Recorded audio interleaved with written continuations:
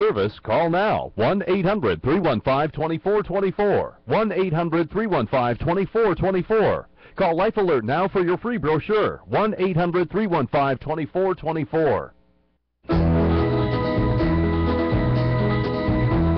Everybody's talking at me. My guest, Frank Salvato. We're talking about basically the bio of Elena Kagan. And just for the break, I was mentioning the Second Amendment because she, let me see here. She said as a U.S. Supreme Court law clerk in 1987, not sympathetic toward a man who contended that it was his constitutional right to carry a pistol, and he was convicted. So apparently she doesn't like the first, she doesn't like the second. What else? Well, she's portraying, and this is why for the media to portray her as a moderate is ludicrous in the extreme. She exhibits the same philosophies and ideologies as a radical progressive leftist. She doesn't like the Second Amendment right to bear arms. She's for separation of church and state, which does not exist in the United States Constitution. So she wants to see all religious things removed from the public square. She's written things that threaten the sanctity of free speech. Marriage, abortion. Abortion. She's written glowingly about socialism and how we should be looking forward to its greatness. I mean, these are all things that you really should never, ever hear coming out of the mouth of someone who is so close to being a Supreme Court justice for the United States.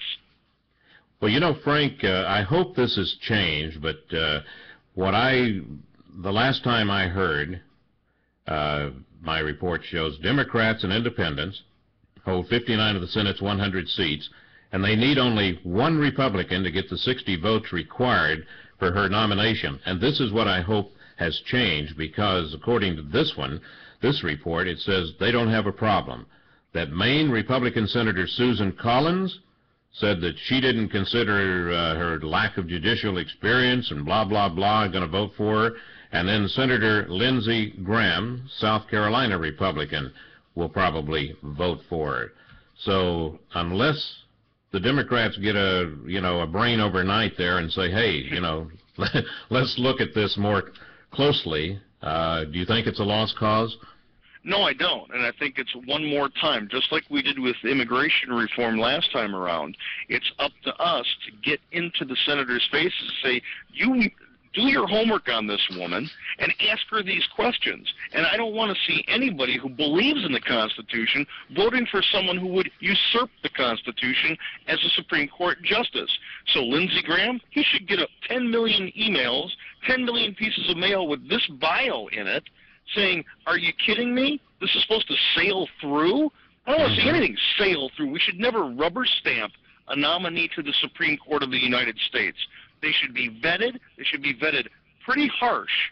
And when somebody has something in their past that says we should be looking to the future of socialism's greatness, they should be prohibited from sitting on the bench. And that's what we need to tell every senator that's out there. You need to stand for the Constitution. Which she says is defective. Boy, I'll tell you. Hey, Frank, thank you very much for coming on today. And the best website is newmediajournal.us, is that right? You got it. And you can also find them at basicproject.org, and discoverthenetworks.com is where a lot of this great information came from. Look forward to our next visit, sir. Thank you very much. Thank you, sir.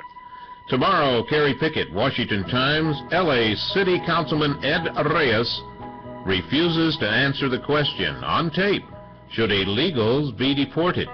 He didn't want to answer. Bob Unruh, news editor, WorldNet Daily, the feds are telling the court that they can decide what you eat. And Jim Corey, Vice President, National Association Chiefs of Police, a whole bunch of good stories. Border Patrol agents are blasting the Obama administration.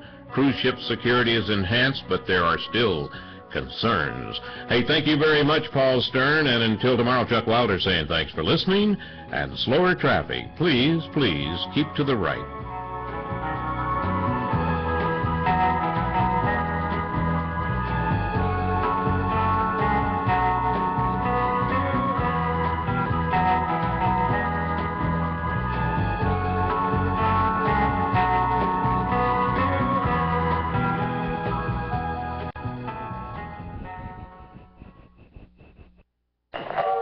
was most appropriate because that was your theme. Are you tired of hearing your favorite talk radio show sound like this? What if you could hear your favorite shows in crystal clear?